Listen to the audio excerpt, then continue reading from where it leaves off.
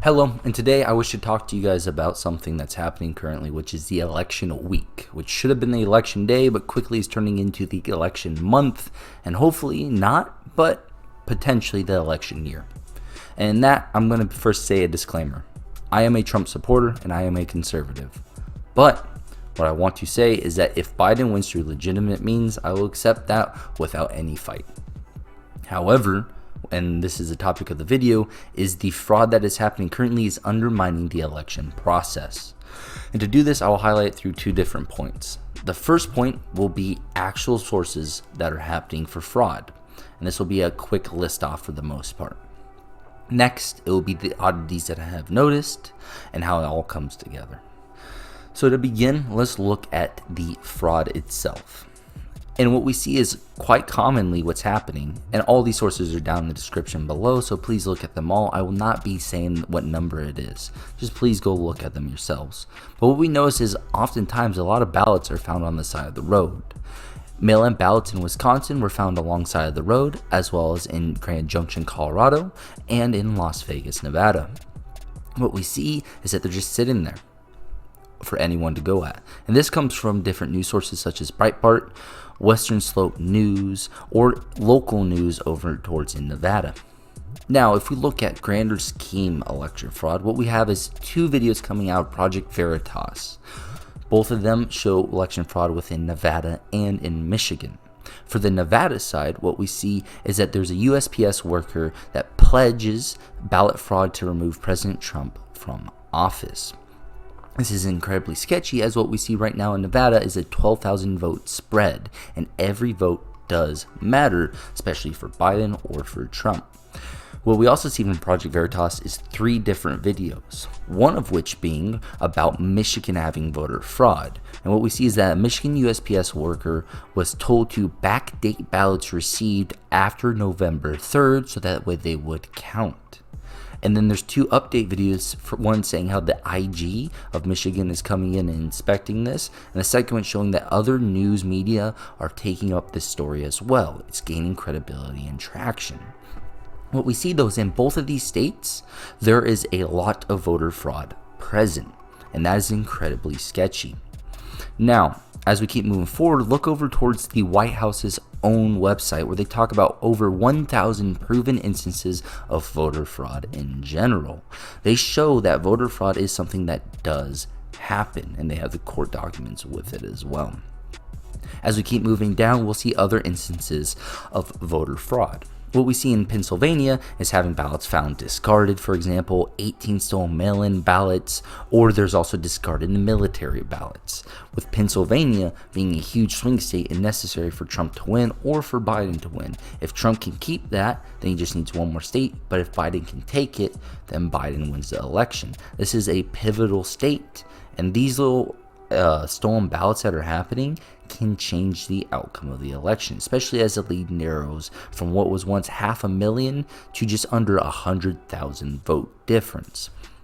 Now, as we keep moving forward, you also see that there was hundreds of mail-in ballots were found in New Jersey dumpster, for example, albeit they were blank and were supposed to get shipped off to get someone's vote. Now, in this case, those hundreds of votes can make a difference. It is in New Jersey, which is a blue state, but if it's happening in New Jersey where it's solidly blue, imagine it happening again in Pennsylvania, Wisconsin, Michigan, Nevada, Texas, Florida, Ohio. These were considered swing states. In LA, ballots were found along the Los Feliz Street discarded. And we see this again everywhere else. Now, one of the most suspicious parts is in Michigan, there were 120-year-olds that were seen voting, even though the oldest person's, I believe, at 119 years old. And there was over 8 of them born in 1900 that said they voted in Michigan. The issue here, and what we see from one of them, is the 118-year-old William Bradley, who was voting absentee. Now, there are some accounts saying that this vote was entered in error. However, why was this vote counted in the first place? It had to be taken out after it was called already. If it was never called out, the vote would still be in the system. And that's the issue. Even if it was entered in error, these are election faults that are happening that can sway the election, especially in these close, tight-knit races. As you keep moving on again too, in Pennsylvania, we see that the DOJ and the FBI is working on a tip of voter fraud in Pennsylvania. This was around September 24th, 2020. Overall, in all these swing states and across the nation, there are accounts of voter fraud happening, and it puts this election's integrity at question. We can't trust the results of what's going on, and I'll go on more about this later. Before I go too far on that, let's talk about the oddities themselves. I'm not saying that this is proof of fraud or that something's up. They could all be legitimate. That's fine. These are just a little bit food for thought. And first, we'll be looking at let's go look over towards the total votes counted. First, let's look towards Wisconsin. There was over 3.2 million votes casted in 2020. Compare this to 2016, where only 2.8 million votes were casted. That's about 400K increase. What is more weird though, and this is the part that we have to look at, is that the statistical anomaly that's coming out of where the votes landed. For the GOP House candidate votes, there's 1,620,000 votes, compared to Trump's 1,610,000 votes. However, yet when we look at the Democrats had 1,500,000 votes for the House compared to Biden's 1,600,000 votes. Trump's was off by about 10,000 going down, while we see Biden had 100,000 going up. That's a weird anomaly that's not really seen in elections at all. You had Democrats voting for Biden, or Republicans potentially, and yet not voting down ballot. But again, that can happen, not saying it is election fraud. But then let's move over towards Michigan, where we see again 4.5 million votes happen in 2016.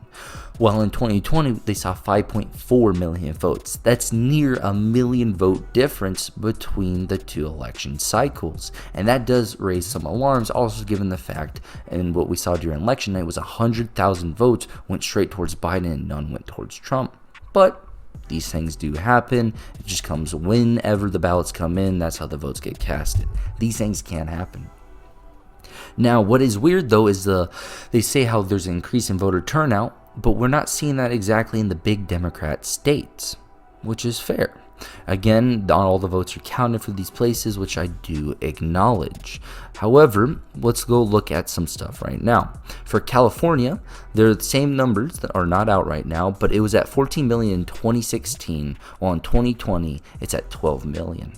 Still, numbers are coming in, but that's a 2 million vote difference right there. And by this time of election, the votes were already in.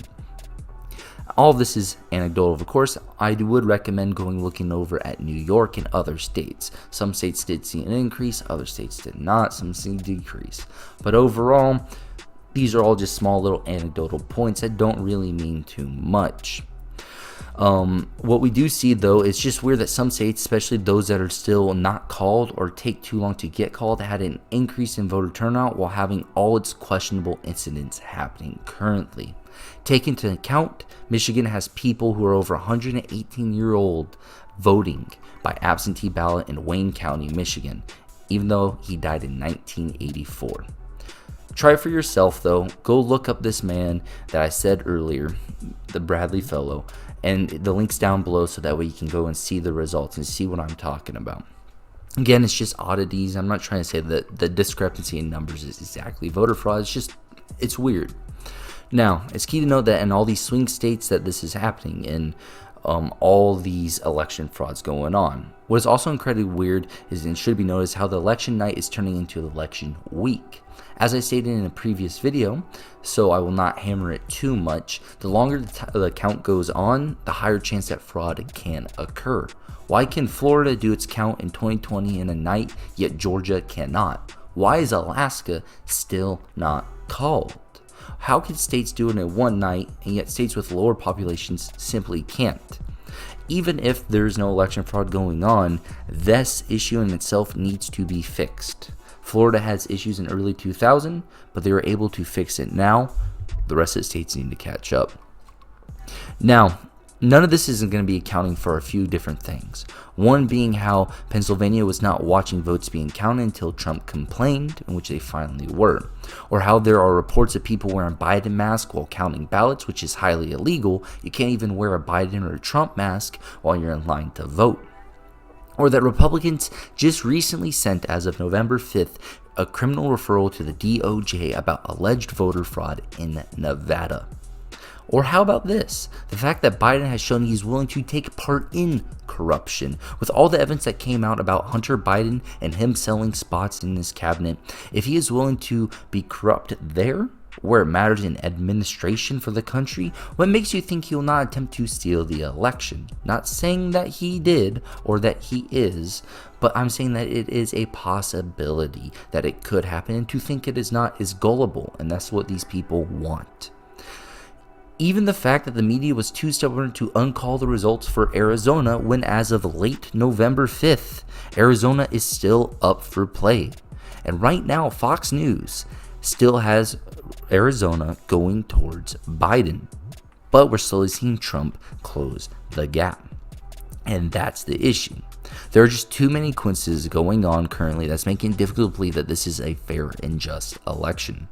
If it comes out that all these incidences are no issues and this has all been fair, then I will accept Biden winning. I'm completely fine if he wins the 2020 election. I do not prefer it, but I can accept the loss.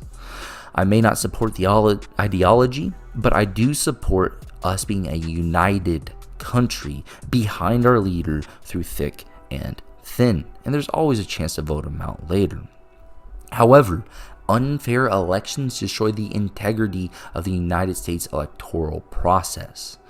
Our own freedom is at hand, for which we cannot trust the election processes. Anarchy will surely follow. Look towards over in Phoenix, where they're boarding up everything downtown in fears of unrest. Or yet again, look towards Portland, where they're having more riots right before the election is still continuing on. Again, the sources are down below. There are many other places like this as well. We live in a turbulent time, and all I can say is I wish everyone to be safe. I hope that we can all come together and make it through this, for I believe that the United States is the greatest country to have ever blessed this planet, and that we have the greatest amount of freedom. And I hope that everyone that did watch this, I wish you a good time. I hope you are all safe, and God bless America.